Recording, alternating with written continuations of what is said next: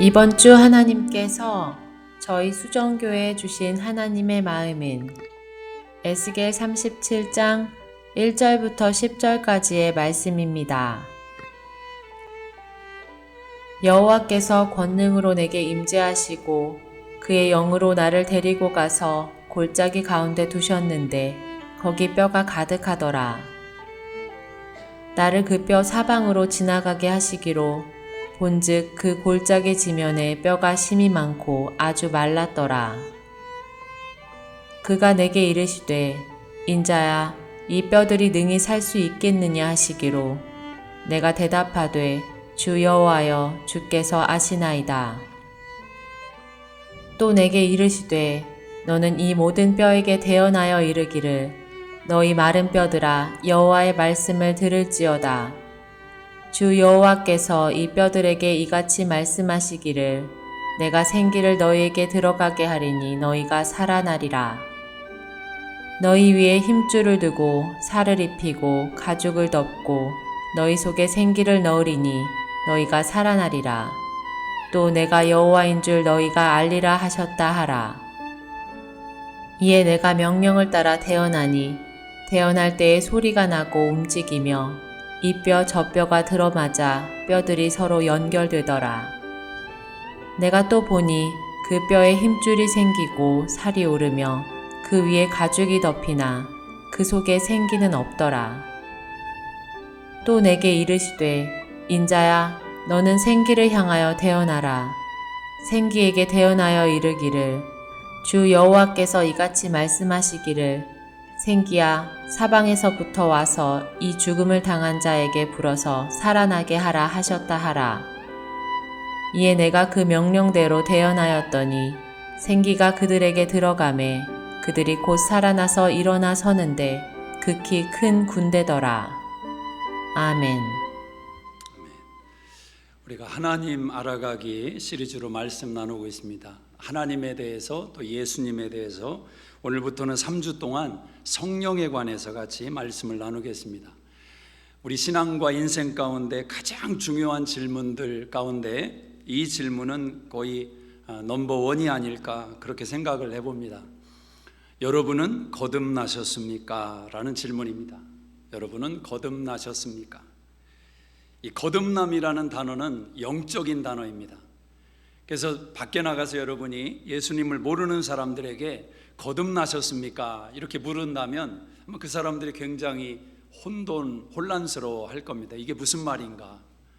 성경에 보면 요한복음 3장에 니고데모라고 하는 사람이 예수님을 찾아왔습니다. 그는 산헤드린 공회원이고 요즘으로 치면 국회의원 신분에 해당하는 아주 명망 있는 사람입니다. 율법도 많이 알고 있는 그 니고데모가 예수님과 대화를 나누다가 예수님이 이런 질문을 던졌습니다. 사람이 거듭나지 않으면 하나님 나라에 들어갈 수 없느니라. 사람이 거듭나지 않으면 하나님 나라에 들어갈 수 없느니라. 그 질문을 받았을 때 니고데모의 반응이 성경에 어떻게 기록되어 있냐면 어떻게 거듭날 수 있습니까? 사람이 그럼 어머니 모태에 들어갔다가 다시 나와야 됩니까? 거듭난다는 그 말을 니고데모는 전혀 이해가 안 됐던 것입니다. 그래서 그 명망이 있고 지혜가 있는 사람이 어머니 모태 내가 그럼 다시 들어갔다가 나와야 됩니까? 말도 안 되는 대답이지만 그의 대답이었다라는 것입니다. 니고데모의 그 대답은 어떤 면에서 보면 순전한 대답이고 어린아이와 같은 대답이 아닐까 그렇게 생각을 합니다. 여러분은 거듭나셨습니까?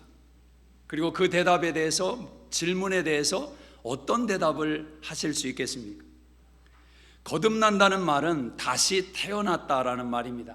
헬라어 원문에 보면 이 거듭남은 두 단어의 합성어인데 태어난다는 출생과 위로부터 태어났다라는 단어의 합성어입니다.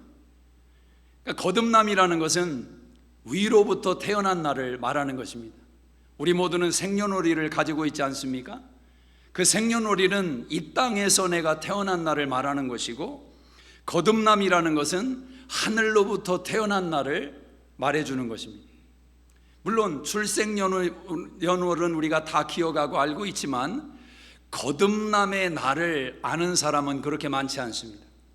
내가 예수 그리스도 안에서 거듭났다라고 확실한 그 날짜를 기억하는 사람은 그렇게 많지 않습니다. 만약 그 날짜를 정확히 알고 있는 사람이 있다면 그 사람은 전적이 좀 화려한 사람입니다. 워낙 이렇게 세상적으로 살다가 드라마틱하게 사울처럼, 바울로 변한 사울처럼 그런 급격한 변화를 경험한 사람들이 종종 나는 언제 몇 월 며칠 거듭났습니다, 그런 말을 하곤 합니다. 그러나 그 날짜를 모른다고 해서 여러분이 거듭나지 않았다 이런 의심을 갖지는 마시기를 바랍니다. 물론 내가 거듭났는지에 대한 점검은 너무도 중요한 것입니다. 그러나 종종 이단이 그런 질문을 가지고 신앙인들을 공격하곤 합니다. 당신 거듭난 날이 언제입니까? 대답을 못하지요? 그럼 이렇게 공격하는 것입니다. 아니, 육신이 출생한 날도 기억을 하면서 당신의 소중한 영혼이 출생한 날을 기억하지 못한다면 당신은 거듭나지 않은 것 아닙니까? 이렇게 질문을 던지면 대부분의 사람들이 그 말에 무너지고 마는 것입니다. 그러나 성경적인 바른 진리를 가지고 우리가 이해를 한다면 거듭남은 나로부터 확인되는 날이 아니기 때문에 그 날짜에 대해서 정확히 모를 수도 있다라는 것입니다. 자, 그럼 거듭남이 왜 중요하냐? 그것은 저와 여러분이 자연인으로 출생 연호를 가지고 태어난 그 삶이 죄인으로 시작되었기 때문에 거듭남이 중요하다라는 것입니다. 우리는 태어나는 순간부터 하나님의 원수로 태어났습니다. 하나님과의 관계가 깨어진 존재로 태어났단 말입니다. 혹자는 반문이 들 수도 있습니다. 나는 죄를 지은 것도 아닌데 내가 왜 하나님과 관계가 원수 관계로 태어났습니까? 아담의 원죄로 인해서 부모의 혈액을 받고 태어나는 모든 인류, 모든 임생은 죄인으로 태어났다고 성경이 말씀하는 것입니다. 그러므로 거듭남은 인간이 인간됨을 회복하는 가장 출발선의 중요한 내용을 가르쳐 주는 것입니다. 여러분, 우리는 인간이라고 말하지 않습니까? 근데 인간다운 삶을 사는 것은 또 다른 이야기입니다. 인간다운 삶이 도대체 무엇인가? 저는 오래전에 필리핀에 9개월 정도 머문 적이 있습니다. 그 필리핀에 가면 빈민촌이 있는데 그 빈민촌에 몇 번 좀 가본 적이 있습니다. 거기에 가면 정말 쓰레기 더미 위에서 사람들이 살아가고 있는 현실을 볼 때 이건 인간의 삶이 아니지 않는가, 그런 한탄과 그런 자조 섞인 반응이 나올 수밖에 없습니다. 물론 그곳에 사는 사람들은 굉장히 행복해 보였습니다. 어린아이들도 굉장히 많은데 온몸에는 두드러기도 많이 나 있고 질병이 많겠죠. 그런 아이들의 얼굴에는 웃음꽃이 항상 가득 펴 있던 것을 기억을 합니다. 그러나 제 마음속에서는 이건 인간다운 삶이 아니지 않는가. 왜냐하면 그곳에 홍수가 나면 화장실이 다 위로 올라옵니다. 그리고 다시 물이 잠잠해지면 그곳에서 살아가는 것입니다. 우리가 사는 이 세상에는 그런 삶의 환경 속에 노출된 사람들이 얼마나 많은지 모릅니다. 우리가 세계 넘버원인 미국에 살고 있기 때문에 종종 이 지구라는 우리가 살아가는 이 시대의 삶의 현실을 우리가 간과할 수가 있습니다. 그러나 그런 것이 현실이다 말입니다. 도대체 인간다운 삶이 무엇인가? 그런 사람들의 삶이 조금 더 윤택해지고 또 복지를 향해서 나아져가는 삶으로 만드는 것, 그게 인간다운 삶이라고 세상에서는 이야기하는 것입니다. 굉장히 중요한 내용이죠. 그러나 성경이 우리에게 가르치는 인간다운 삶은 무엇이냐라는 것입니다. 여러분, 부자와 나사로 이야기를 기억하십니까?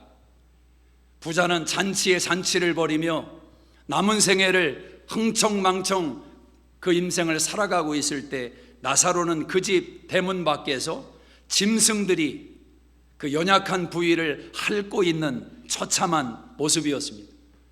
인간다운 인간의 삶을 살지 못하는 나사로의 인생 아닙니까? 그러나 나사로는 아브라함 품에 안기우게 되고 그 부자는 지옥에 들어간 것을 성경이 가르치면서 정말 인간다운 인간의 삶이 무엇인지를 성경은 우리에게 또 다른 렌즈로 보여주는 것입니다.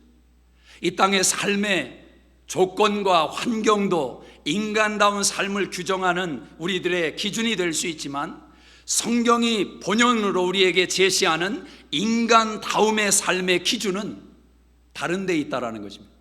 하나님의 형상을 회복하는 것이고 하나님과의 관계를 회복하는 것입니다.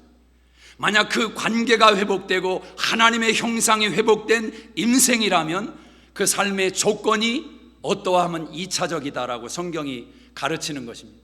자, 그런 면에서 본다면 여러분은 인간다운 삶을 살고 계십니까? 이 질문 앞에 내 삶의 환경이 어떠한가를 먼저 떠올리지 말고 지금 나와 주님과의 관계가 어떠한지, 나와 하나님과의 관계가 어떠한지를 깊이 생각해 보는 지혜가 있어야 됩니다. 하나님의 형상이 내 안에 회복되고 있는가? 성경은 죄의 문제를 그래서 먼저 언급하는 것입니다. 모든 사람은 죄인으로 태어났습니다. 그리고 결과는 사망이라는 것입니다. 이 죄라는 것은 얼마나 깊이 우리 인생 속에 박혀 있는지 그것을 아무리 찾아서 해결하려고 해도 다 해결할 수가 없습니다.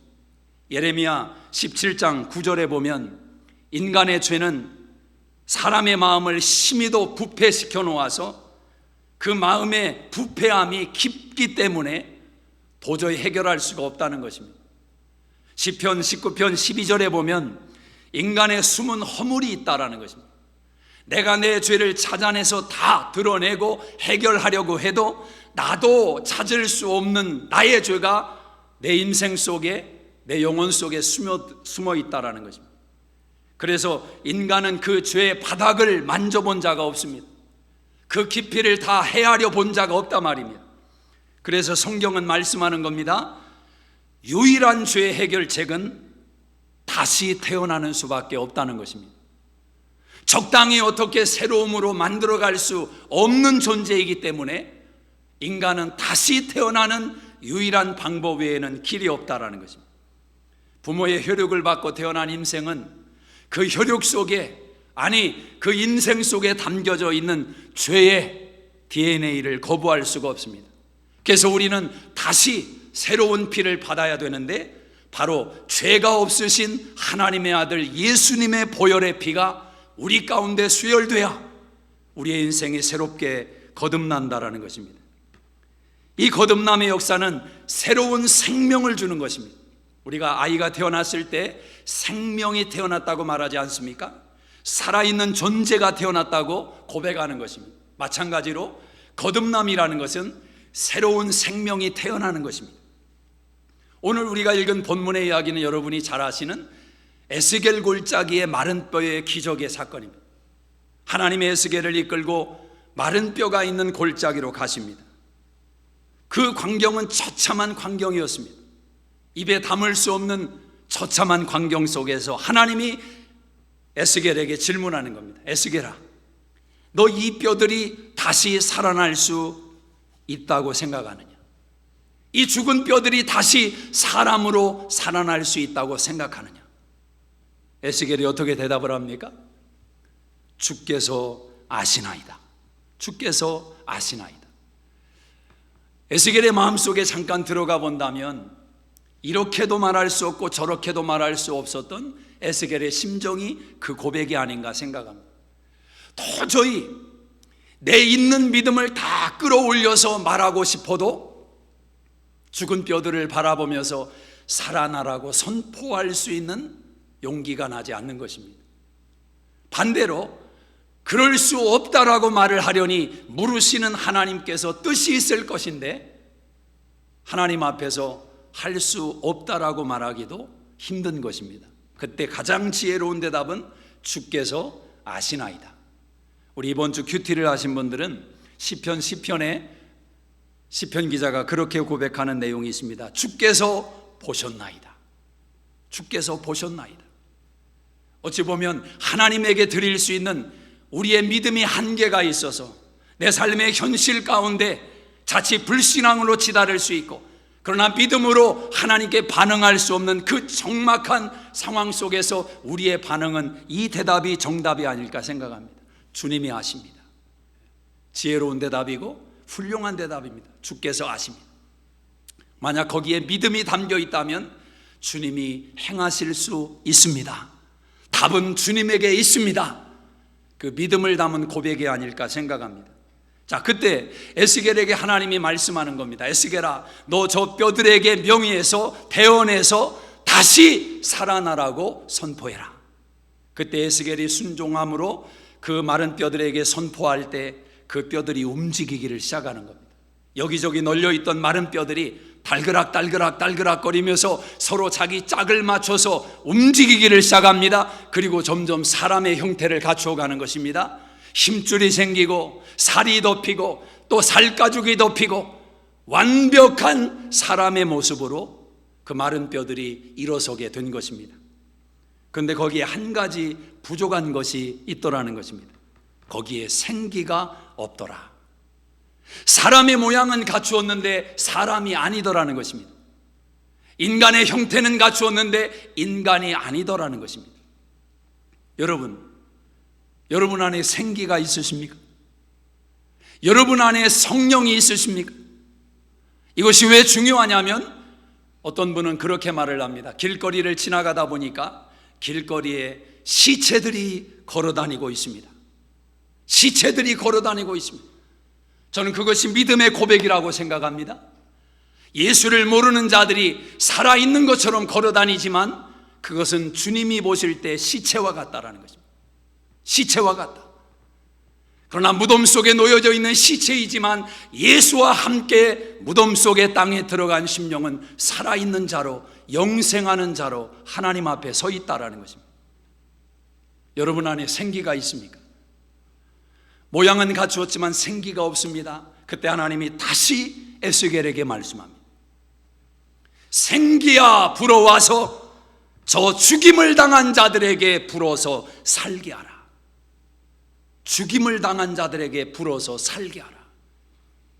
하나님은 에스겔 골짜기에 이 마른 뼈의 환상을 통해서 이스라엘 백성의 현주소를 지적하고 계셨던 것입니다. 살아있는 모양은 갖고 있지만 하나님 앞에 예배를 드리고 형식을 갖추고 제사를 드리며 종교적인 신앙을 누리고 있지만 하나님이 그들을 바라볼 때 그들은 마른 뼈와 같더라는 것입니다. 생기가 없습니다. 죽어 있습니다. 예배는 드리지만 하나님이 받지 않습니다. 찬양은 드리지만 하나님이 듣지를 않습니다. 기도를 올리지만 하나님이 귀 기울이지를 않습니다. 생기가 없다는 거죠. 자, 그런데 그곳에 에스겔의 선포를 인해서 생기가 들어갑니다. 그때 오늘 10절에 보니까 그들이 살아나서 일어나 가운데 서는데 극히 큰 군대더라. 큰 군대로 한 사람 한 사람이 일어서게 되는 환상을 보게 된 것입니다. 오늘 이 생기를 통해서 다시 살아난 이 역사를 통해서 성령님이 어떤 역할을 하시는지 우리에게 가르쳐 주십니다. 여러분, 성령의 존재를 믿으십니까? 성령은 영이시지요. 영이기 때문에 보이지 않습니다. 여러분, 귀신은 존재합니다. 귀신은 존재하는 것입니다. 귀신이 없다고 말하는 것은 잘못된 신앙입니다.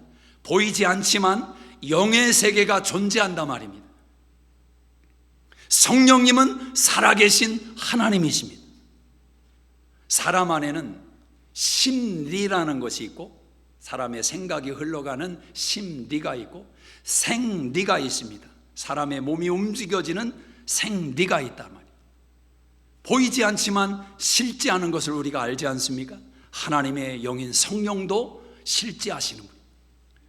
서두에 말씀드린 니고데모와의 대화 속에 예수님께서 니고데모에게 이렇게 말씀하십니다. 성령은 마치 바람과 같다라는. 여러분, 바람이 불면 눈에 보이지 않지만 바람은 흔적을 남기게 되지 않습니까? 바람이 불고 지나가면 보이지 않지만 나뭇잎이 움직입니다. 우리 인생 속에 성령님이 임하시고 역사하시면 흔들림의 역사가 일어나는 것입니다. 사람의 마음의 변화가 시작되는 것입니다. 이전에 먹지 않았던 생각이 스며들어오는 것입니다. 그래서 마음속에 일어나는 새 변화를 성령의 일하심으로 경험하게 되는 것입니다. 오늘 에스겔 36장을 한번 보십시오. 36장 25절을 한번 보시기 바랍니다. 이 마른 뼈의 환상을 말해주기 전에 에스겔에게 했던 말씀입니다. 25절 시작. 맑은 물을 너희에게 뿌려서 너희로 정결하게 하되 곧 너희 모든 더러운 것에서와 모든 우상 숭배에서 너희를 정결하게 할 것이며, 에스겔의 마른 뼈의 환상을 보여주기 전에 하나님은 성령에 대해서 이미 에스겔을 통해서 말씀을 하셨습니다. 성령께서 행하시는 일이 있는데 첫째로 마음을 씻어내는 일을 하시더라는 겁니다. 맑은 물로 너희에게 뿌려서 너희를 정결하게 할 것이다. 그 마음속에 들어있는 더러운 것을 씻어내고 음란한 것을 씻어내고 우상으로 물들고 찌든 그 종교적인 불신앙의 요소들을 다 성령께서 씻어낼 것이다 라는 겁니다. 여러분, 성령은 우리의 죄를, 우리의 마음을 씻어내는 영인 줄로 믿습니다. 요한복음 3장 5절에 보면 예수님이 니고데모와 대화하실 때 이런 말씀을 하셨습니다. 물과 성령으로 거듭나지 않으면 하나님 나라에 들어갈 수 없느니라. 물과 성령으로 거듭나야 된다. 그래서 혹자는 이 물을 침례를 받는 것으로 해석을 하기도 합니다. 침례를 받고 성령을 받아야 거듭날 수 있다. 그러나 저는 동의하지 않습니다. 왜냐하면 침례라는 것은 거듭난 사람들이 자기의 신앙을 사람들 앞에 드러내고 확인하는 믿음의 표시이지 침례가 구원을 받는 과정의 절차는 아니다라는 것입니다. 이 물과 성령으로 거듭난다. 성령은 이해가 되는데 물로 거듭난다는 것이 도대체 무슨 말인가? 성경을 읽다 보면 성경에는 상징적인 표현들이 종종 등장을 합니다. 이 물을 통해서 성경은 많은 부분 하나님의 말씀을 상징할 때가 많습니다. 대표적인 것이 베드로전서 1장 23절입니다. 너희가 거듭난 것은 썩지 아니할 씨로 된 것이니 살아있고 항상 있는 하나님의 말씀으로 된 것이니라. 우리가 거듭난 것이 하나님의 말씀으로 거듭났다라는 것입니다. 요한복음 4장에 보면 7장에 보면 수가성 여인과의 대화를 통해서 이 물이라는 것이 육신의 물만이 아니라 영혼의 생수가 있다고 말을 합니다. 성령이 계시다라는 것입니다. 그 성령이 우리 안에서 끊임없는 생수로 일하시고 역사하신다. 그래서 성령을 묘사할 때 물로 묘사하기도 합니다. 자, 그러므로 에스겔 36장에서 맑은 물로 너희에게 뿌려서 너희를 정결하게 하셨다. 이 말은 저는 성령의 사역을 언급하고 있는 내용이라고 생각합니다. 세상의 물이 아닙니다. 하나님의 물입니다. 하나님의 맑은 물입니다. 그 성령께서 인간의 마음속에 들어와서 그 죄를 깨끗하게 씻어내는 것입니다. 종교개혁자인 칼빈은 물과 성령으로 거듭난다는 것을 이렇게 묘사했습니다. 물의 성령으로 거듭나야 된다. 물의 성령으로 거듭나야 된다. 성령은 씻어내는 영입니다. 오늘 저와 여러분이 이 한 주 동안 마음의 생각에 품었던 악한 생각이 있지 않겠습니까? 음란한 생각이 있지 않겠습니까? 미움의 생각이 있지 않겠습니까? 성령께서 깨끗하게 씻어주시기를 주의 이름으로 축복합니다. 여러분, 쌓아두시면 안 됩니다. 쌓아두면 쓰레기가 있는 곳에는 쓰레기가 더 쉽게 모이는 것입니다. 날마다 성령님 의지함으로 나를 씻어주시고 깨끗게 하시는 성령님에게 우리의 마음을 내어 맡길 때 그 마음이 점점 온유해지고 수정처럼 맑아지는 은혜가 있을 줄로 믿습니다. 성령은 깨끗하게 하는 영이다. 디도서 3장 5절에 보니까 우리를 구원하시되 중생의 씻음과 성령의 새롭게 하심으로 하셨다. 우리를 깨끗하게 씻어주시고 새롭게 하신다라는 것입니다. 새롭게 하신다. 성령께서 행하시는 사역, 오늘 저와 여러분을 깨끗하게 씻어주시는 것입니다. 우리 수정교회 성도들의 마음을 하나님의 성령께서 깨끗하게 씻어주시기를 주의 이름으로 축복합니다. 찌든 때까지도 다 긁어내서 깨끗하게. 집에서 청소를 해보신 분들은 찌든 때를 치웠을 때 그 시원함을 아실 겁니다. 그렇지 않습니까? 우리의 심령 안에 찌든 때가 얼마나 많겠습니까? 성령께서 깨끗하게 씻어주시면 내가 느낄 겁니다. 야, 시원하다, 시원하다. 그 시원함이라는 것은 하나님과 뻥 뚫려 있는 관계성을 말하는 것입니다. 뻥 뚫려, 주님만 생각해도 뻥 뚫려 있어요. 이게 시원함입니다. 그런데 막히면 답답합니다. 답답해. 인생이 답답합니다. 사람을 봐도 답답, 예배를 드려도 답답. 근데 자기가 답답한 것을 다른데 원인을 찾으려고 하는 또 어리석음이 생기는 겁니다. 여러분, 하나님의 성령께서 깨끗하게 씻어주시기를 축복합니다. 또 26절에 보니까 한번 읽어봅시다. 36장 26절 시작. 또 새 영을 너희 속에 두고 새 마음을 너희에게 주사 너희 육신에서 굳은 마음을 제거하고 부드러운 마음을 줄 것이며. 자, 성령은 우리를 깨끗하게 씻어 주심과 동시에 우리에게 새 마음을 주신다. 새 마음을 주신다. 성령께서 굳은 마음을 제하시고 부드러운 마음, 새 마음을 주신다. 성령이 임하면 마음이 부드러워집니다. 사람이 마음이 부드러워지면 몸도 부드러워집니다. 흐느적 찬양을 해도 이렇게 움직임이 있습니다. 근데 성령이 임하지 않으면 사람이 뻣뻣해집니다. 뻣뻣해져. 기부술을 그냥 12개는 해놓은 것처럼 뻣뻣해집니다. 우리 수정교 성도님들은 부드러워지시기를 주의 이름으로 축복합니다. 살모사 같은 사람들이죠. 싸우려고 드는 사람. 아니, 예수를 믿으면서도 왜 그렇게 믿습니까? 가정에서 남편이 말 한마디만 하면 그냥 잡아먹으려고. 그러지 마십시오, 여러분. 다 불쌍한 인생들 아닙니까, 우리가? 한국에서도 못 살고 미국까지 와서 살고 있는데 부드러워지시란 말입니다. 긍휼히 여기고. 성령이 임하면 마음이 부드러워지는 것입니다. 완악한 마음을 제거하고 부드러운 마음을.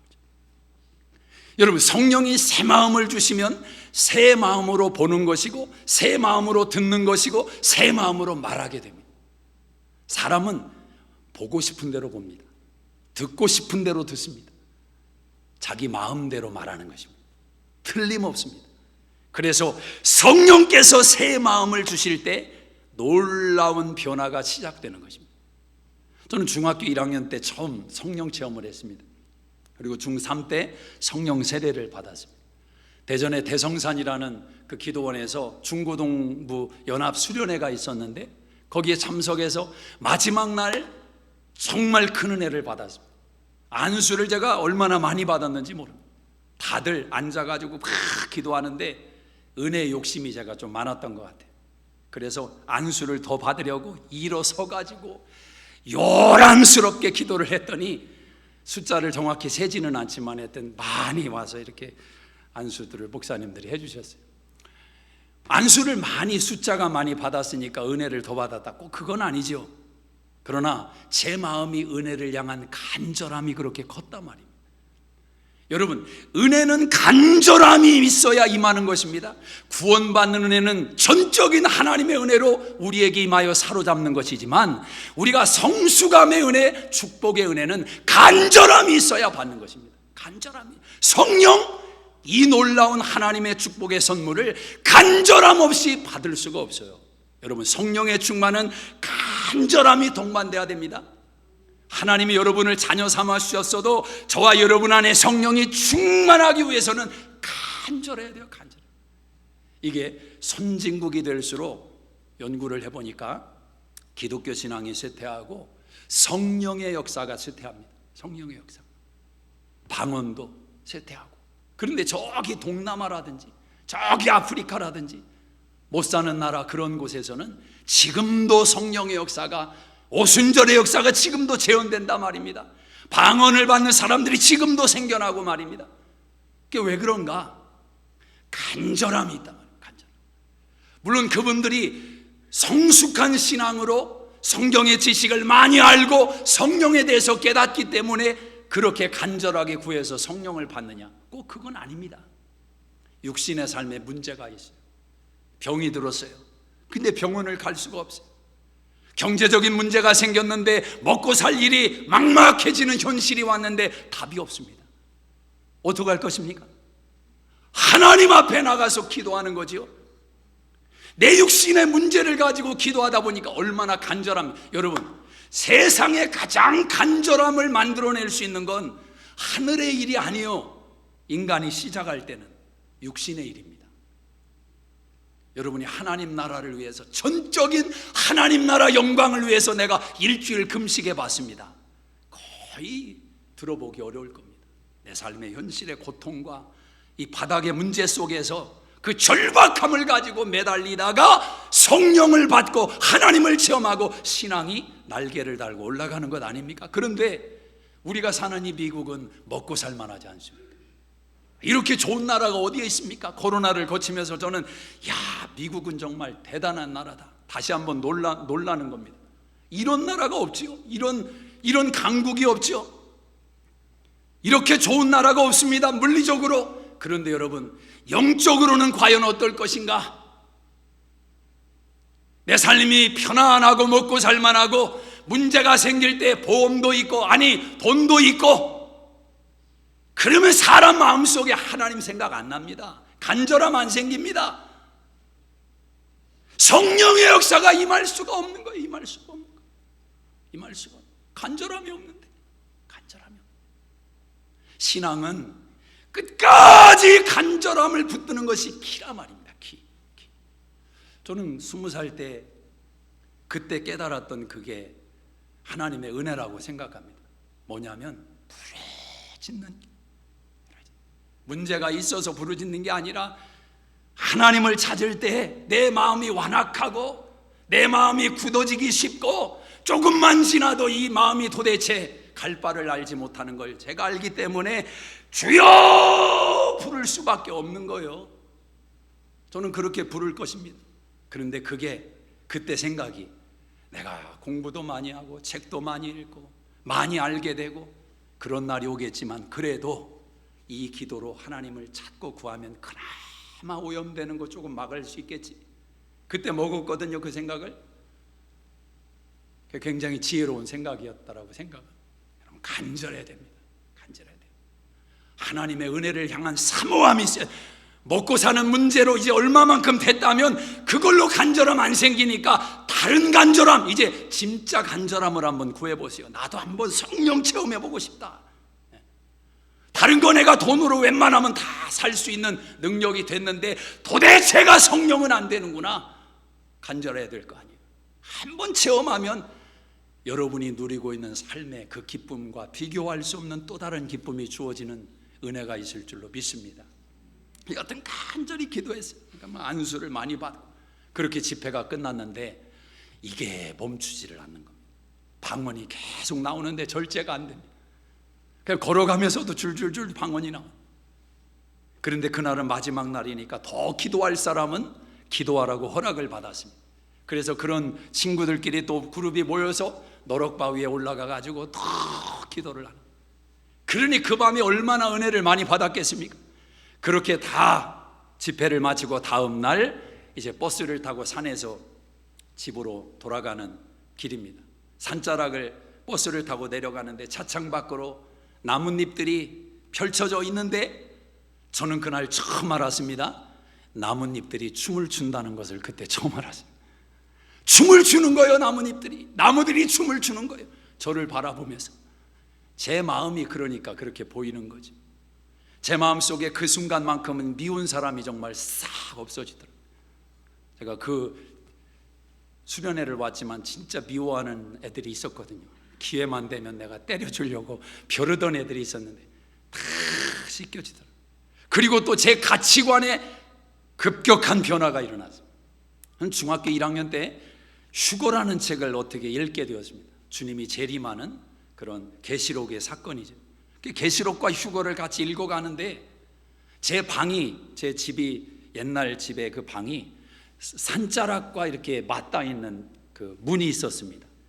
근데 거기 저녁에 그 책을 읽고 있는데 산자락에서 불어오는 바람이 문풍지 그 방 문을 타고서는 들려오는 거예요, 그 소리가. 그런데 막 등골이 오싹하고, 왜 이렇게 무섭습니까? 계시록을 막 읽는데 주님이 오시는 그 모습과 그때의 그 심판이 너무너무 무서운 거예요. 막 공포감을 느끼면서 제가 그 성경을 읽고 휴거를 읽었습니다. 근데 제가 그때 주님에게 중학교 1학년 때 진지한 기도를 하나 드린 게 있는데, 여러분이 웃을지 모르지만 저는 진지했어요. 뭐냐면, 주님, 제가 결혼을 하고 딱 1년만 살고 난 다음에 주님이 오십시오. 제가 진지하게 그렇게 왜 그 기도를 드렸냐면, 저는 주님이 곧 오신다고 믿어지기 때문에. 근데 결혼은 해보고 싶더라고, 이상. 그래서 1년만 딱 살아보고 주님 오십시오. 근데 제가 그날 은혜를 받고 내려가는데요, 제 마음에서 그 고백이 딱 나옵니다. 주님, 지금 오십시오. 결혼 괜찮습니다. 지금 오십시오.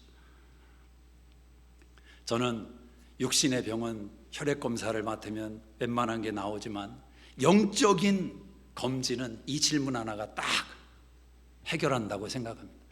내일 주님 오셔도 괜찮습니까? 내일 주님 오셔도 괜찮습니까? 조금만 더 있다. 내 믿음이 부족해서 조금 더 주면 믿음 좋아질 것 같으세요? 그 생각이 드는 지금밖에 없는 것입니다. 지금밖에. 간절함을 가지고 성령을 구할 때 성령께서 우리의 마음을 새롭게 하시고, 눈을 바꿔주시고, 귀를 바꿔주시고, 입을 바꿔주시고, 완벽히 새로운 사람으로 만든다. 그래서 여러분, 여기 계신 남자분들에게 제가 조언을 드릴게요. 대개 보니까 인생이 누구나 다 그렇습니다. 50을 넘어가면 아내를 이길 남편이 거의 없어요. 통계를 보니까 그래요. 와이프들이 이제 좀 세집니다. 이제 몸매 변화도 일어나고, 뭐 좀 살아봤는데, 옛날에는 기죽어 살다가 이제 내가 뭐 애도 낳았는데, 뭐 설사 애가 없어도, 아니 내 나이가 지금 이 몇 살인데 지금 남편에게 이렇게 막 대들고 막 그런답니다. 그런데 그 아내가 평생토록 변함없는 천사와 같이 기가 막힌 아내로 남게 하는 비결이 뭐냐? 성령 충만 받게 하면 되는 거예요. 성령 충만. 최고의 답입니다. 마음이 새로워졌기 때문에 이 정도까지는 안 해도 되는데, 놀랄 정도로 변화되는 인생. 성령 충만은 그런 것입니다. 여러분, 성령을 사모하는 은혜가 있기를 축복합니다. 성령이 새 마음을 주신다. 굳은 마음을 지나고 새 마음을 주신다. 또 27절을 한번 보세요. 27절 시작. 또 내 영을 너희 속에 두어 너희로 내 율례를 행하게 하리니 너희가 내 규례를 지켜 행할지라. 성령은 우리의 마음을 새롭게 해서 부정적인 것을 걷어내고 굳은 마음을 제거하고 새 마음을 주시는 역사도 성령의 역사지만, 성령은 소원의 마음을 갖게 한단 말이에요. 거룩한 소원의 마음을 갖게. 이전에 내가 생각하지도 못했던 생각이 성령이 주시는 마음 속에서 생기는 것입니다. 여러분, 성령께서 우리의 인생을 붙들고 나아가실 때, 전에는 무겁게만 여겨졌던 율법의 짐이 가벼워지는 것입니다. 여러분, 성령 받으면 그렇게도 하기 싫던 일이 달콤한 일로 변할 수가 있습니다. 뭐 예를 갑자기 생각나는 걸 들으니까 꼭 안 좋은 것만 드나 싶기도 한데, 여러분, 시댁에 가는 게 불편하십니까? 시어머니 바뀔 때까지 기다리지 마시고 내가 성령 충만 받으면 이상하게 가고 싶은 마음이 드는 겁니다. 밥은 대번 아멘이 없지. 속으로는 아멘 하실 줄로 믿습니다. 성령 충만을 받으면 내 마음속에 품지 않고 생각하지 않았던 놀라운 소원이 생기는 것입니다. 놀라운 소원이 생깁니다. 저는 우리 수정교회 안에 그런 역사가 많이 일어나기를 축복합니다. 목사님, 제가 기도하는데요, 소원이 하나 생겼는데 이거 어떻게 하면 좋을까요? 얼마든지 가져오지. 얼마든지 가져. 여러분 안에 소원이 생기면 얼마든지 가져. 대신 그 소원 속에는 여러분의 희생이 담겨 있어야 됩니다. 희생이 담겨 있어요. 때로는 좋은 아이디어를 주는 것도 좋습니다. 굳이 희생이 아니어도. 그러나 정말 거룩한 소원이 생겼다. 왜 이러는지 이 마음이 생겼는데 내가 멈추지가 않는다. 그러면 얼마든지 오십시오. 할 일이 많습니다. 필요한 게 많습니다. 여러분의 인생이 하나님이 주시는 은혜 속에 거룩한 소원을 가지고 달려갈 내용은 너무도 많습니다. 성령께서 그 마음을 주신다. 새 마음을 주시니까 다 씻어주시고 새 마음으로 깨끗하게 단장해 주시고, 거기에 이제는 이전에 품지 않았던 거룩한 소원들로 하나님께서 우리의 인생을 다시 한번 업시키는 은혜가 있다는 거예요. 여러분, 거듭남은 그냥 살아나는 것이 아닙니다. 거듭남은 하나님을 향하여 살아나는 것입니다. 그리고 하나님을 위해서 살아가는 것입니다. 거듭난 사람은 하나님을 향하여 살아났지만 거기서 멈추는 것이 아니라, 여러분, 태어나는 게 목적인 사람은 없잖아요. 출생이 목적인 사람은 없잖아요. 왜 태어나셨습니까? 하나님을 위하여, 하나님을 위하여. 미국에 존 파이퍼라는 목사님이 계십니다. 이분이 은퇴하셨지만 미국인이 가장 존경하는 분 중에 한 분이 아닐까 생각합니다. 이분이 오래전에 지은 책 가운데 Don't Waste Your Life라는 책이 있습니다. Don't waste your life. 당신의 인생을 낭비하지 마십시오. 아주 소책자의 내용입니다. 근데 이 책에서 이분이 두 부류의 사람을 비유로 이야기를, 실제 예를 들어서 설명을 합니다. 2004년 서부 아프리카에 선교 사역을 하던 루비 엘리어슨이라는 여인과 로라 에드워즈에 대해서 언급을 합니다. 이 루비라는 여인은 독신으로 평생 그 아프리카의 카메룬이란 곳에서 사역을 감당하면서 잃어버린 영혼을 찾는 그 생애를 살았답니다. 그리고 그와 함께한 로라는 남편이 죽고 미망인이 된 후에 노년에 함께 동석을 해서 80세에 같이 그 사역을 감당하고 있을 때입니다. 이 두 분이 운전을 하고 가다가 브레이크가 파열돼 가지고 낭떠러지로 떨어지게 됩니다. 그리고 그 자리에서 목숨을 잃었습니다. 이 존 파이퍼 목사님은 그 선교사님들의 그 사건을 언급을 하면서 이렇게 묘사를 하는 겁니다. 표현을 합니다. 미국에 사는 그분들과 또래 분들이 20년 전에 은퇴해서 살아갈 때 두 사람은 한 가지 분명한 목적과 하나님의 영광을 위해서 잃어버린 영혼들을 살리는데 자기의 생애를 헌신했습니다. 이들의 삶과 죽음은 절대 비극의 삶이 아닙니다. 오히려 영광입니다. 마가복음 8장 35절 말씀처럼 누구든지 나와 복음을 위하여 자기 목숨을 잃으면 생명을 구원을 얻으리라. 성경에 분명히 기록되어 있기 때문입니다. 그들은 비극의 인생이 아닙니다. 그들은 영광의 인생을 살았습니다. 그렇게 선교사님의 이야기를 한 다음에 또 한 부류의 삶을 이야기를 하는 것입니다. 1998년 리더스 다이제스트 2월호에 실린 한 부부의 이야기를 소개를 합니다. 그 부부는 5년 전에 미국 북동부에서 59세와 51세, 나름 젊은 나이에 은퇴를 했답니다. 그리고 지금은 플로리다의 펀다코다라는 곳에 살며 9m가 넘는 트롤선이라는 요람선을 구입해서 그 요람선을 타고 다니며 조개 껍질을 줍고 있다. 그 기사를 이분이 보았습니다. 그리고 그는 이렇게 기록을 합니다.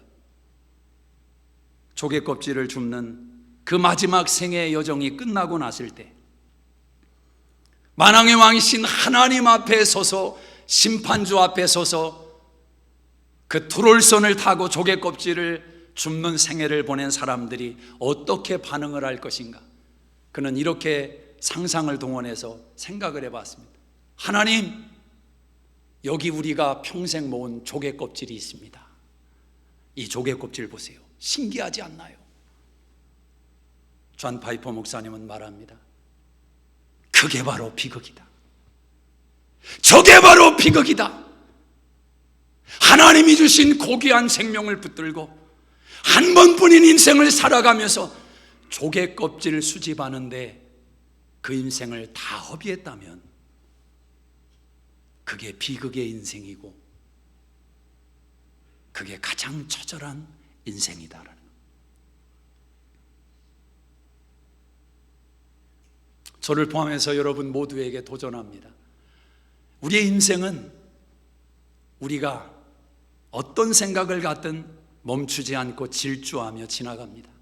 그리고 마지막을 향해서 달려갑니다. 우리 모두는 언젠가인지는 모르지만 거기에 서게 될 것입니다. 어떻게 설 것입니까? 여러분의 삶을 낭비하고 있지는 않습니다. 하나님이 주신 은혜와 분복을 누리며 인생을 사는 것도 귀하지만 사명을 붙드셔야 됩니다. 나누라고 말씀하시는 하나님의 사명을 붙드셔야 됩니다. 그리고 살아내는 것입니다. 우리 모두가 아프리카에 갈 이유는 없을지 모릅니다. 그분들도 그곳에 가서 한 마을에서 사신 겁니다. 거기에도 갈등이 있고, 거기에도 연약함이 있고, 거기에도 영적 싸움이 있고, 그러나 중요한 것은 복음을 가지고 살아냈다라는 거예요. 오늘 여러분 삶에 복음이 있습니까? 복음이 여러분의 삶을 주도해 가고 있습니까? 낭비하지 마십시오. 인생은 반드시 끝이 옵니다. 그때 하나님 앞에 무엇을 내놓을 것입니다. 기도하겠습니다.